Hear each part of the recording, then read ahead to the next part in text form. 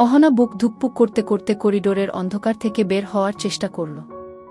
বাইরে মেঘে ঢেকে থাকা চাঁদের আলোয় কলেজ প্রাঙ্গণটা অদ্ভুত ভয়ঙ্কর লাগছিল। বাতাসে ভেসে আসছিল ভেজা মাটির গন্ধ, কিন্তু তার সঙ্গে যেন মিশেছিল অজানা এক আতঙ্ক। হঠাৎ পেছনে পায়ের শব্দ। কেউ ধীরে ধীরে এগিয়ে আসছে। অহনা ভয়ে কাঁপতে কাঁপতে বলল, কে? কে ওখানে? কোনো উত্তর নেই, শুধু পায়ের শব্দ কাছে আসছে। সে দৌড়ে লাইব্রেরির দিকে ছুটল। দরজা ঠেলে ভেতরে ঢুকেই দেখল টেবিলের উপর ছড়িয়ে আছে কিছু পুরনো ফাইল, আর তার উপরে লাল কালিতে লেখা, তুমি যদি বাঁচতে চাও সত্যিটা কাউকে বলো না গি। অহনা ফাইলগুলো উল্টে দেখতে গিয়েই বুঝল এগুলো কলেজের পুরনো রেকর্ড। আর একটাই স্পষ্ট ছবি, অনন্ত স্যারের সঙ্গে এক মেয়ে দাঁড়িয়ে আছে, যার চেহারা একেবারে অহনার মতো। তখনই হঠাৎ আলো নিভে গেল। দরজা ধীরে ধীরে বন্ধ হয়ে গেল ভেতর থেকে। অন্ধকারে কণ্ঠস্বর, তুমি আমাদের খুঁজে পেয়েছ, এখন তুমি বেরোতে পারবে না গি। অহনা চিৎকার করতেই ফাইলের ভেতর থেকে উড়ে এল একটা ছোট্ট কাগজ। আজ রাতেই সব শেষ হবে। অহনা সিঁড়ি দিয়ে উপরে উঠছিল ক্লাসরুমের দিকে। হঠাৎ মনে হলো কে যেন পিছন থেকে তার ওড়না হালকা টান দিল। চমকে পেছনে তাকাতেই অবাক হয়ে গেল অহনা। দাঁড়িয়ে আছে অনন্ত স্যার, কলেজের সবচেয়ে রাগী এবং স্টাইলিশ শিক্ষক। অনন্ত স্যার গম্ভীর মুখে বললেন, অহনা, এত দেরি করে আসছো কেন? ক্লাস শুরু হয়ে গেছে গু। অহনা কাঁপা গলায় বলল, স্যার, আমি ট্রাফিকে আটকে গিয়েছিলাম গু। কিছু না বলে স্যার অহনাকে ইশারায় একটি ফাঁকা ক্লাসে নিয়ে গেলেন। অহনার বুক ধুকপুক করছে, শাস্তি পেতে হবে বুঝতে পারছে। অনন্ত স্যার কিছুক্ষণ চুপ করে দাঁড়িয়ে রইলেন, তারপর গম্ভীর গলায় বললেন, তুমি জানো আমি দেরি একদম পছন্দ করি না, কিন্তু একটা জিনিস খেয়াল করেছি, তুমি পড়াশোনায় খারাপ নও, তবুও অঙ্কে ভুল করছো। কি হয়েছে? কোনো সমস্যা? অহনা মাথা নিচু করে বলল, স্যার, বাসার অবস্থা ভালো না, পড়ার সময় পাইনি গে। অনন্ত স্যার কিছুক্ষণ তাকিয়ে রইলেন, তারপর হালকা গলায় বললেন, তোমাকে সাহায্য করব, কিন্তু শর্ত হলো তুমি প্রতিদিন বাড়ির কাজ ঠিকমতো করবে। এখন ক্লাসে যাও। অহনা স্বস্তির নিঃশ্বাস ফেল, কিন্তু তার মনটা অস্থির হয়ে রইল। স্যার হঠাৎ এত কঠোর থেকে নরম হয়ে গেলেন কেন? এর পেছনে কি কোনো রহস্য আছে? ক্লাসে গিয়ে অহনা দেখে স্যার দূর থেকে মুচকি হাসছেন, অথচ এই স্যারের হাসি খুব কম দেখা যায়। অহনার মনে কেবল একটি প্রশ্ন, স্যার আমার প্রতি এত নজর দিচ্ছেন কেন? এর পিছনে কি কারণ লুকিয়ে আছে? 3 দিন ধরে অহনা কলেজে যায়নি। হাত পায়ের ব্যথা একদিকে আর মন খারাপ অন্যদিকে। মনে হচ্ছিল, স্যার আমাকে এত কড়া শাস্তি দিলেন কেন? ওনার চোখে এত রাগ কেন? 3য় দিন অহনা সাহস করে কলেজে ফিরল। ক্লাসরুমে ঢুকে চমকে উঠল। অনন্ত স্যারের ডান হাতে সাদা ব্যান্ডেজ, তার উপরে শুকনো রক্তের দাগ। অহনা ধীরে ধীরে পাশের মেয়েটির দিকে ঝুঁকে ফিসফিসিয়ে জিজ্ঞেস করল, এই শুনো, স্যারের হাতে কি হয়েছে? মেয়েটি নিঃশ্বাস ফেলে বলল, কেউ জানে না।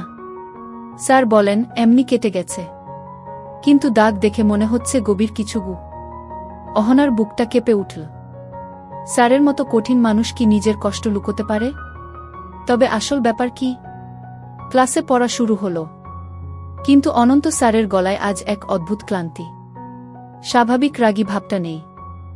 অহনা লক্ষ্য করল মাঝে মাঝে স্যার ব্যথায় হাতটা হালকা চেপে ধরছেন। হঠাৎ অনন্ত স্যার বললেন, অহনা, বোর্ডে এসে আজকের সমাধানটা করক। অহনা কাপা হাতে মার্কার নীল। বোর্ডে অঙ্ক করতে করতে তার চোখ বারবার চলে যাচ্ছিল স্যারের হাতে। রক্তের দাগ যেন অনেক কিছু লুকিয়ে আছে। মনোযোগ দাও। স্যারের কণ্ঠে কঠোরতা ফিরল। অহনা চমকে উঠল। সমাধান শেষ করে বেঞ্চে বসল, কিন্তু মনটা কাঁপছে। ক্লাস শেষে সবাই বেরিয়ে গেল। অনন্ত স্যার হঠাৎ অহনাকে ডাকলেন, তুমি থেকে যাও, তোমার সাথে কিছু কথা আছে গি। অহনার বুকের ভেতর ধুকপুকানি আরও বেড়ে গেল। কেন ডাকলেন? আবার কি বকবেন? নাকি আরও শাস্তি? ফাঁকা ক্লাসরুম, বাতাসের শব্দ যেন অদ্ভুত নিস্তব্ধতা তৈরি করেছে। অনন্ত স্যার জানালার বাইরে তাকিয়ে গম্ভীর গলায় বললেন, তুমি কি জানতে চাও না আমার হাতে কি হয়েছে? অহনা চুপ। মনে হলো স্যার তার মনের ভেতরটা পড়ে ফেলেছেন। স্যার, ও অহনা ফিসফিসিয়ে বলল। অনন্ত ধীরে ধীরে তার দিকে ফিরলেন। চোখে ক্লান্তি আর চাপা কষ্ট। যা দেখছ তার চেয়েও ভয়ঙ্কর কিছু আছে আমার জীবনে। জানতে চাও? অহনার নিঃশ্বাস আটকে গেল। মনে হল এক অজানা রহস্যের দরজা খুলে যাচ্ছে তার সামনে। ঠিক তখনই বাইরে থেকে কারো পায়ের শব্দ। অনন্ত স্যার চমকে উঠে জানালার পর্দা সরালেন। দূর থেকে দেখা গেল কয়েকজন অচেনা মানুষ কলেজের মাঠে দাঁড়িয়ে অনন্তের দিকে তাকিয়ে আছে। স্যার ফিসফিসিয়ে বললেন, তারা এসেছে আমার জন্য। অহনা, তুমি কাউকে কিছু বলবে না, না হলে বিপদ হবে। অহনার চোখ বিস্ময়ে বড় হয়ে গেল। তারা কারা?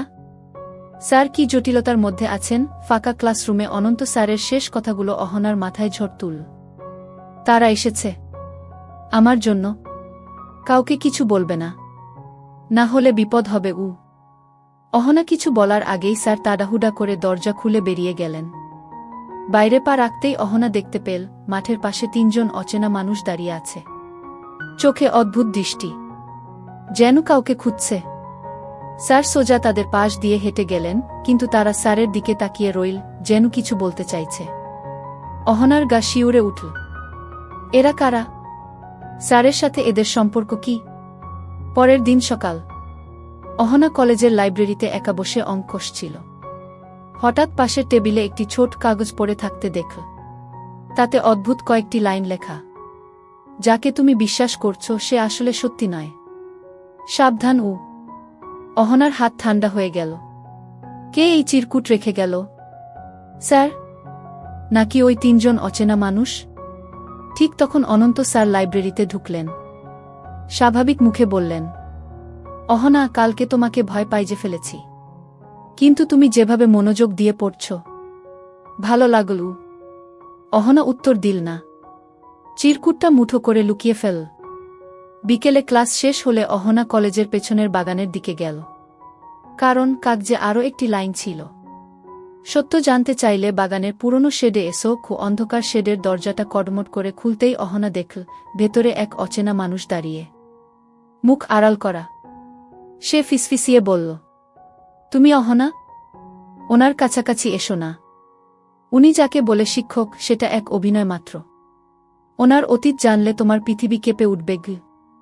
অহনা চমকে গেল। কিন্তু তখনই পেছন থেকে আরেকটি কণ্ঠস্বর, গভীর, রাগী। এখানে কি করছো অহনা? ঘুরে দাঁড়াতেই দেখে অনন্ত স্যার। অনন্ত স্যারের রাগী কণ্ঠে পেছন থেকে ডাকা মাত্র অহনা কেঁপে উঠল। ফাঁকা শেডের ভেতরে দাঁড়িয়ে থাকা অচেনা মানুষটা মুহূর্তে অদৃশ্য হয়ে গেল, যেন কোথাও লুকিয়ে পড়েছে। অনন্ত স্যার ধীরে ধীরে এগিয়ে এলেন। এখানে কি করছো? অহনার কণ্ঠ আটকে গেল।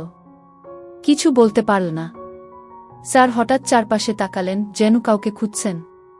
তারপর নিচু গলায় বললেন, কেউ তোমার সাথে কথা বলেছিল?